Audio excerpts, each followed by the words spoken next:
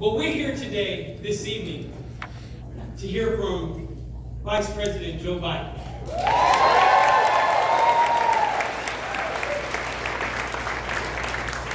And I'm looking forward to hearing his message this evening.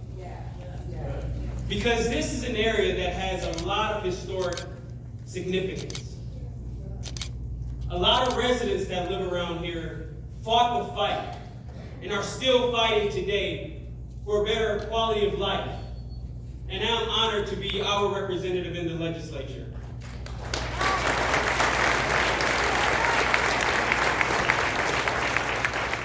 And speaking of fighting, we have something to do this caucus.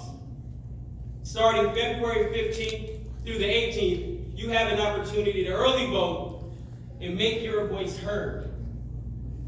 And then you can also participate on caucus day if you don't choose to participate in early vote.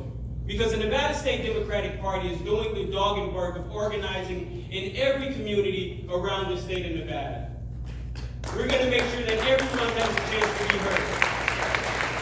And we've expanded our process to include not only 4 days of in-person early voting, but to have our materials offered in English, Spanish, and Tagalog to be present in the communities that we represent.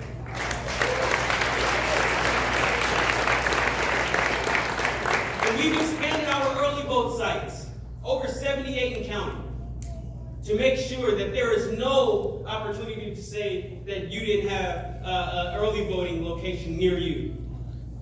From Clark County to Elko, we are having early voting sites all across the state to make sure that you have your voice heard. Because we have work to do. We have someone in the White House who does not represent our values. No. We have someone in the White House that is spewing hate all across the airwaves. Right. But we can fix that this caucus. Because Nevada is the first state that folks can caucus in that offers a diversity that is reflective of the rest of the nation. We are the most diverse state in the nation. With our vibrant African American community, our growing Latinx population, our growing AAPI population, and we will be heard this caucus.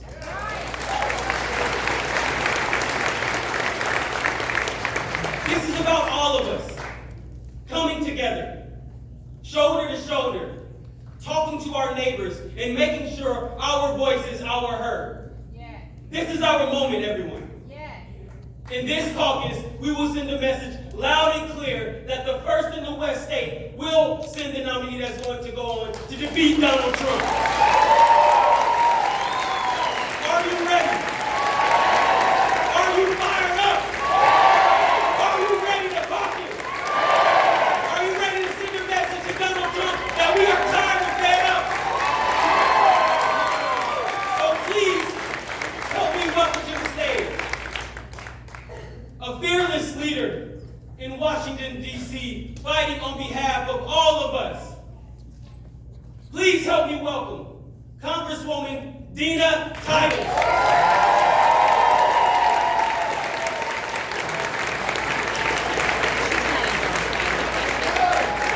At least not yet. It seemed like it at times, but she has said that she does plan to endorse someone by the end of the year. This is a room full of good-looking Democrats. And I come home, this is where I want to be. This is so much better than some of the people I have to associate with in Washington. So thank you all for being here, for helping us show the world what Nevada Democrats look like and are made of.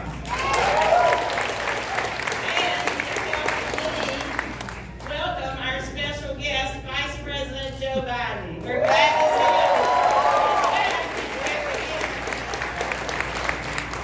you. You know, Democrats are on a roll. You think about the midterm elections, we took back the House, we turned Nevada bright blue. We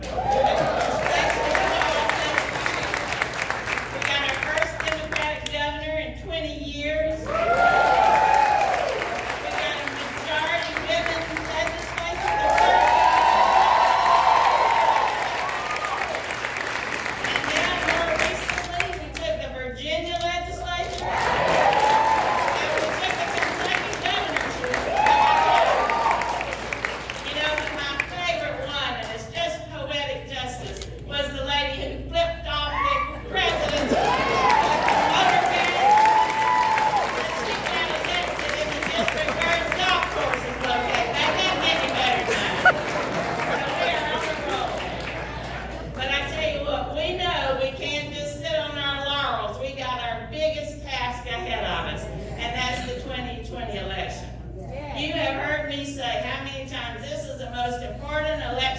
your lifetime.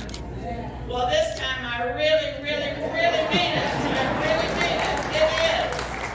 As the Vice President says, this election is about the heart and soul of America. And it's up to us to get it back. We got to get it back. So thank you all for being here. You know, we just can't stand 4 more years of this con artist in the White House. I wish we could get him out before that, but we don't know what the Senate's going to do. The House, I think, will impeach him. But anyway, he's got to go.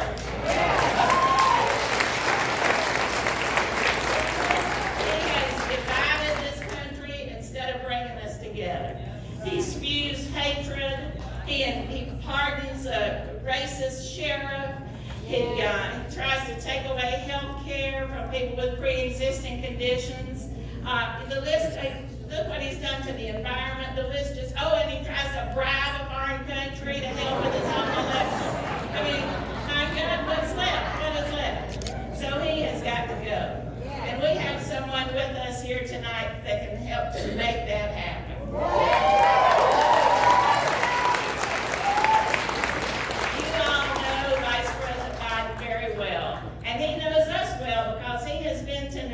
Many times, and we appreciate that. He is really a public servant of the highest integrity. He has been on the front lines with everything from criminal justice to reform, violence against women, gun protection, environmental issues. He has been there. He is not new to this game. He is not new to this fight. And so I want you to help me give him another warm welcome. Give it up for the Vice President.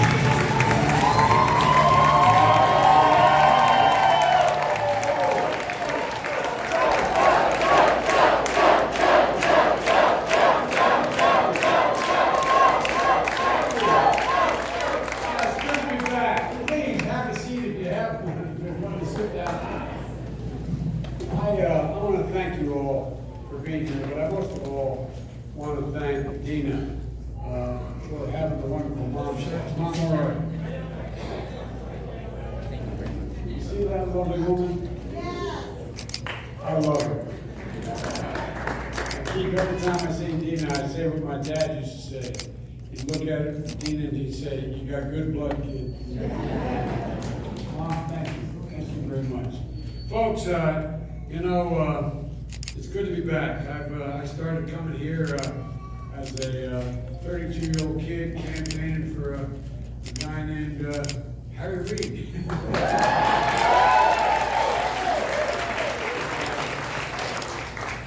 Between Harry and Dina and a lot of other really good people, this state was a little different. We didn't call it red and blue back in those days, but it was more red than blue, like my state. But because you've elected some really, really fine, not just state leaders, but national leaders, including Dina and others you have in this delegation. And I do notice that most of them are really talented women.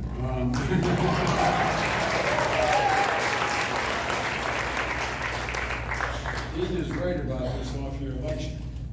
I went into a total of 24 states, purple states and red states, from Alabama to Montana to Pennsylvania to New Jersey, New Jersey is a bright blue state right now, but throughout the country. And we elected some really, really, really fine people. And folks, the way we did it was we told the truth. We told the truth about who we are and who the other fellow is. There are many, many critical issues that I've learned you care about, like the rest of the country, from climate change and the damage it's doing to our environment and our long-term security, to health care, to racial justice, to gun violence, to education. And there's answers to each one of those concerns. that are within our reach, that we can fundamentally change the nature of this country by addressing them. But we have one gigantic problem, and I'm not joking about it, Donald Trump. And as long as Donald Trump is there, none of the rest of this, excuse my back, by the way, the folks behind me, I apologize. But as long as he's there, we are everything we care about, both in terms of our character as a nation, as well as the issues we care about, are impossible to move forward. Folks, the character of America, the character of the nation is literally on the ballot this next time out. And I mean that literally. Who we are as a country, what we stand for, it's really being questioned at home and all around the world right now. This man is the least qualified, no, I mean it, the least qualified. I don't even like talking about a president like this because he is the President of the United States, but he's the least qualified, most unethical president we have ever had in American history.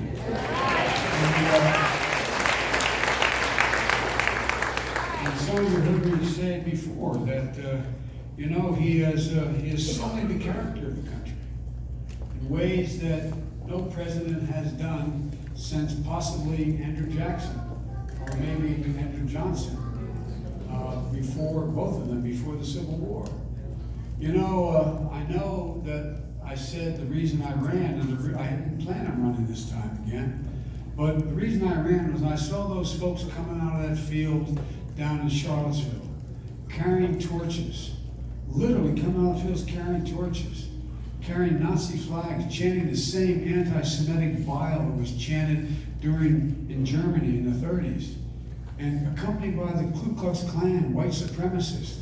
A young woman was killed, arguing against the hate that was being spread. I don't know where. Against the hate being spread. And what happened? The press said, "What do you think, Mr. President?" And he said something no president has ever said. And it's not an exaggeration.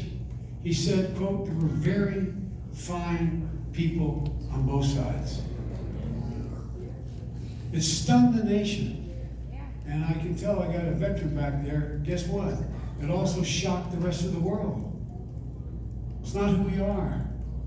America is unique in the world, Mr. Chairman. It's an idea. An idea. We've never fully lived up to it, but the idea is that it's organized on a thought. No other nation has been ever organized on the notion that we hold these truths to be self-evident, that all men and women are created equal, endowed by their Creator. Sounds corny, but it's who we've been. Or we the people, in order to form a more perfect union. We've never lived up to it. Jefferson didn't live up to it. But we've never, ever before totally walked away from it. And this guy has walked away from it. He doesn't embrace it. I don't think he believes it. And he's engaged in the chicanery that every single charlatan throughout modern history has engaged in. What's he do? He's pitted race, religion, ethnicity, national origin. He's pitted us against one another. He came down that escalator when he announced the presidency. What did he say as he's coming down, announcing his presidency? While the escalator was moving, if you remember, he said, "I'm running because we're going to get rid of those Mexican rapists." What did he do in the off-year election? The words presidents speak matter. No matter who they are, they matter. They matter. They can send brave women and men to war. They can generate peace. They can make markets rise or fall, or they can breathe oxygen into the hate that only hides in America. American history is not a fairy tale. It's not a fairy tale. There's always been hate in America. Not a majority by any stretch of the imagination, not even a significant minority. But when you breathe oxygen into it, it comes out from under the rocks. Hate only hides. It doesn't go away. And that's what he did. That's what he continues to do. And think of what he does. He embraces dictators and thugs around the world, seriously jeopardizing our national security. For real. We can handle with a lot of luck 4 years of Donald Trump, but 8 years. No, I really mean it. 8 years will fundamentally change the character of this country. And it can't be can't let it happen, folks.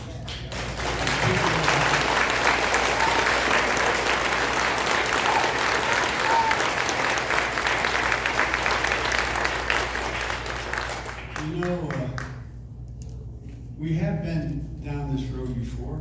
We've always overcome it. You know, in 1926, 25 actually, there are a total of 32,000 Ku Klux Klanners in full garb with their pointed hats marching down Pennsylvania Avenue at the time. In addition, that time was about making sure that folks with my grandparents' background, Catholics, were going to pollute Christianity in America. Because after World War I, a lot of people were immigrating from everywhere, from Poland to Ireland to Italy, etc. And there were 37 members of the House who were open Ku Klux Klan members. There were over six or seven senators, open members of the Klan. And what it took to change it is everybody, all religions united, all volunteer organizations spoke up. Republican presidents and Democrats spoke up. It took the whole country to say enough, and stop it. Well, folks, that's where we are now. This election is bigger than just electing a Democratic president. And it really is. It's about who we are as a country. It's about restoring our soul. It's about letting people know that this is not who we are. And it takes everybody. So we have an obligation. Woodrow Wilson, the Democratic president, once said that a party's worth no more than that for which it stands. We have to stand for something bigger than just who we are, just wanting to win. And we can't just win. We have to win soundly, to send a message to future presidents, future nominees, that we will not tolerate this kind of behavior. I can't even say in front of the children here the way, no, I really mean it. Think of how many of you moms and dads, grandpas and grandmoms have pulled your children away from the television when he's on. I mean, think about that. Think about that. Just nothing else. If a school principal on the first day of school said any of the things this guy said, you'd all be into that school, going to the school board and want that guy fired. No, I'm not joking. For real. For real. And here he is. Here he is. Folks, there's three things I've learned, and I'm going to yield because I want to take questions. That's the purpose of tonight. I've learned three things in the last several weeks. Number one, Vladimir Putin doesn't want me to be president. They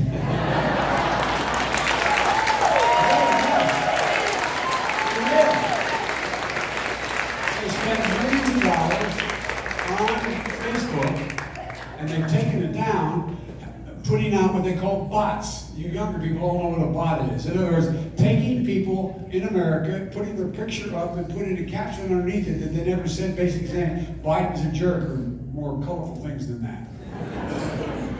The second, yeah, you got it, Mom. The second thing I learned is Kim Jong-un doesn't want me to be president. Did you see what he said? He said on the television? He said Biden is a rabid dog. He should be beaten to death with a stick. Of course, he wants Donald Trump to be president. If I were Kim Jong-un, I'd want him to be president too. And the third thing I learned, I'm not making this up. This is almost like a reality show, right? The third thing I learned is Donald Trump doesn't want me to be the nominee. I wonder why. By the way, because look, they've already spent $12 million on television saying lies about me that the major networks won't even run because they're so blatantly false. For real. For real. And, you know, I mean, this is a guy who is all of a sudden being indicted because he went to a foreign leader, and I did everybody's account, including all the people who testified in his administration and the Ukrainians, and said Biden did a great job for us, did the position of the United States of America as well as Europe and all our allies. But here's what he wanted. He wanted them to, in order to hold up aid. Can you imagine being in a battlefront? And you're saying they're going to hold up aid. Ukrainians are being killed in the Donbass right now by Russians. Right now as I speak, dead, being killed. And the Congress voted for aid to make sure, Dean and others voted for aid, that they were able to protect themselves. And he said, I'm going to hold up the aid. I'm paraphrasing all the witnesses. Unless you announce you're going to investigate Biden. And I said, about what? Just say you're going to investigate Biden. As we Catholics say, bless me, Father, for he has sinned. I don't get this.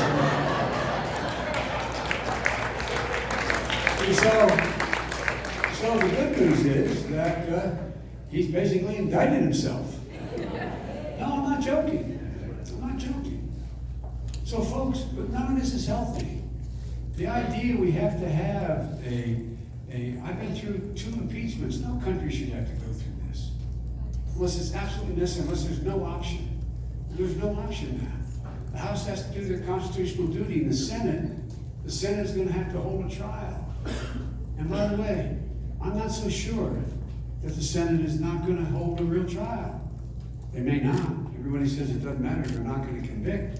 Well, guess what? As the American public learns more information, you're going to find it's going to have an impact on what their constituency says to them. You know what I mean? But the thing is, that's their job. My job is to flat out beat him.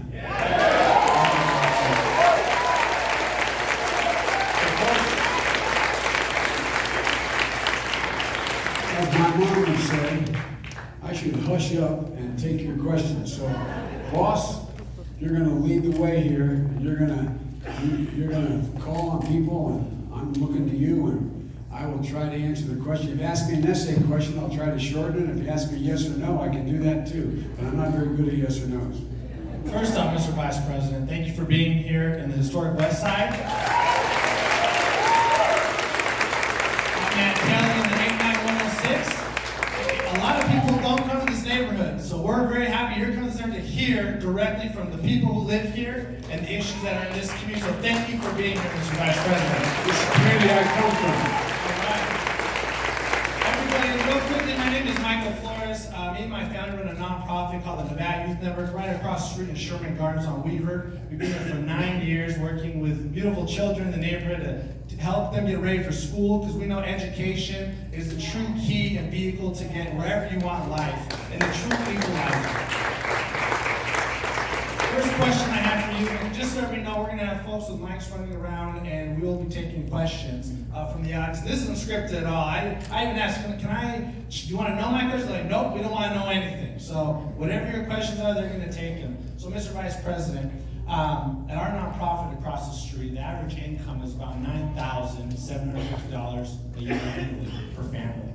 91% of the heads of households are female. And these are some pretty serious challenges that we're seeing around poverty.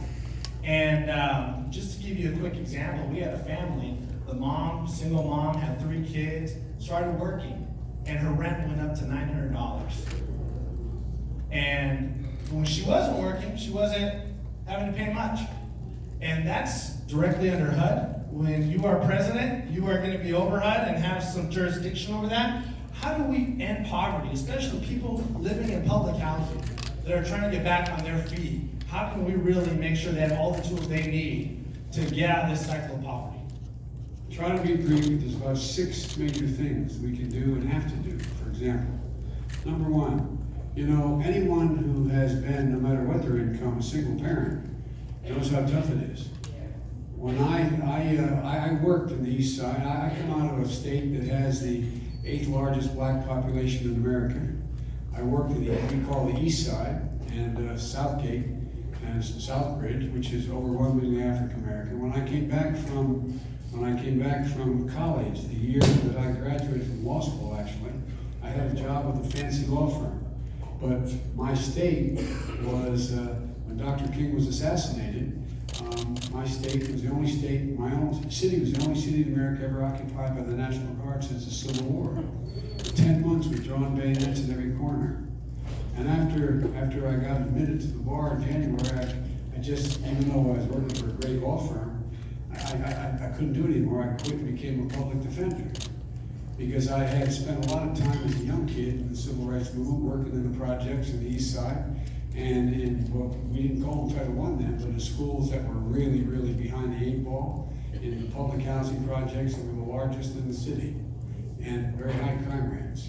And that's where I started working. And what happened was, after that, I learned a hell of a lot.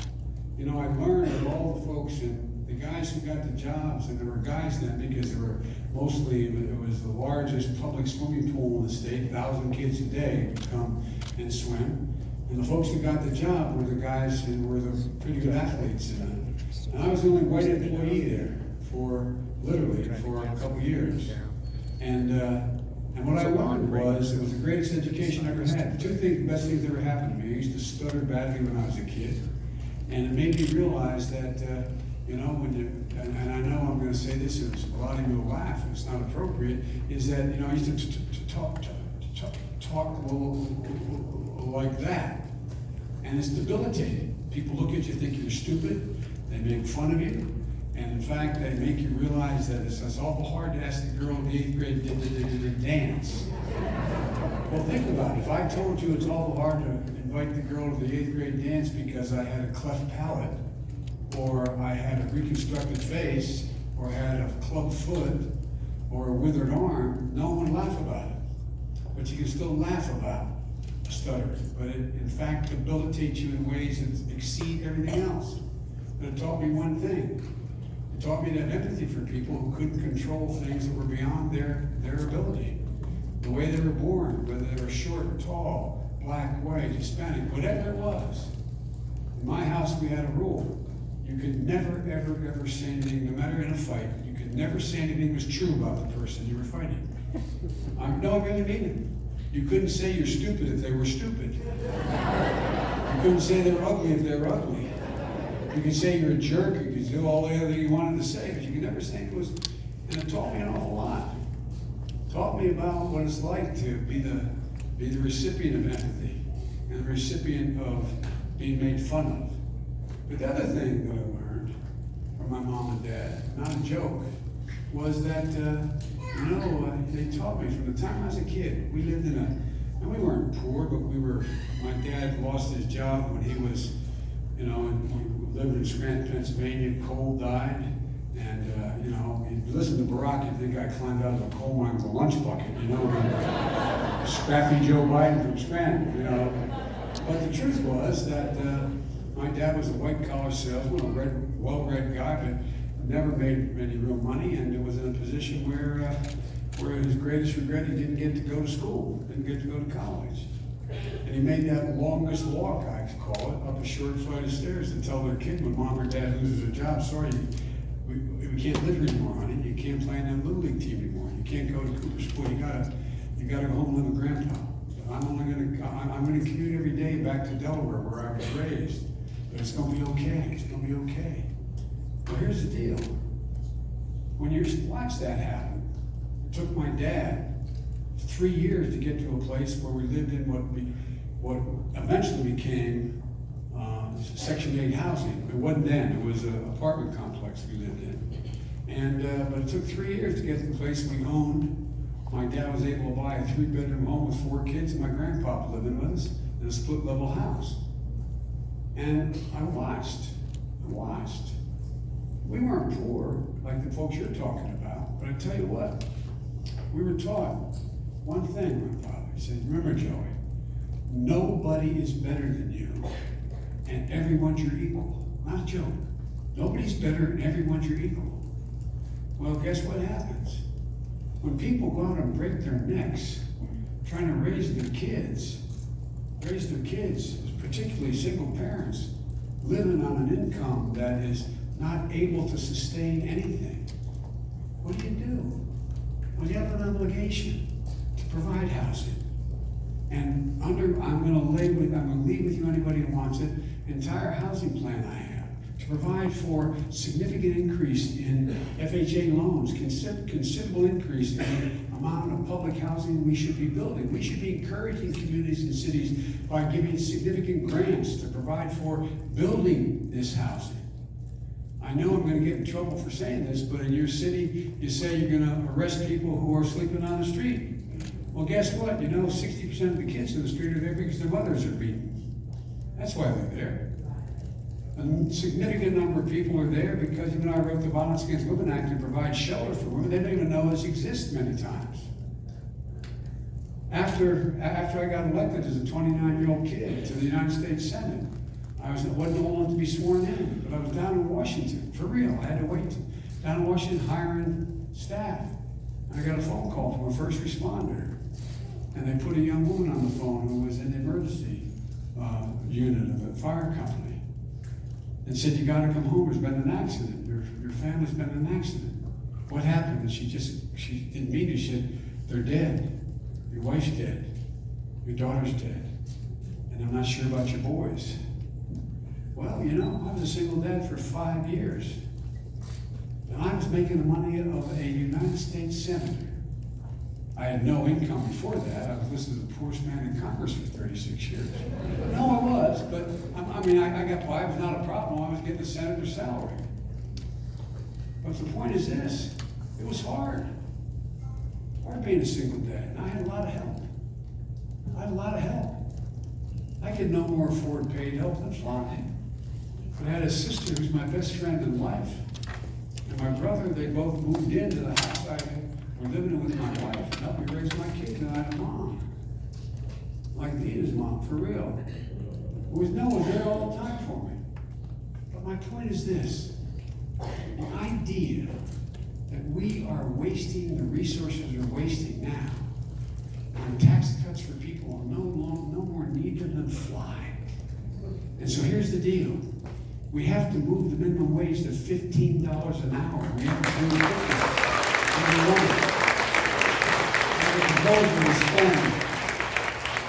$1 billion on housing now, not later. We can do it now. By the way, it's not only the right thing to do for people who are trying and struggling hard, but here's the other thing. It benefits everybody. Everybody. When that mom you talked about with 3 kids whose rent went up, and now what's she do? What in God's name she do? Education. We're in a Title I school right now. Guess what? The idea that we're only spending $15 billion a year on Title I schools, if we triple that to $45 billion a year, we can make sure that every single beautiful child between the ages 3, 4, and 5 can go to preschool, not daycare, preschool. Every study in the university shows that if you do that, you increase exponentially the prospect that child will succeed all the way through school, not based on their zip code. We'll be able to pay teachers $60,000 a year. You know, teachers make Teachers make less money than four-year degree graduates getting out. They make 26% less. What are we doing? People would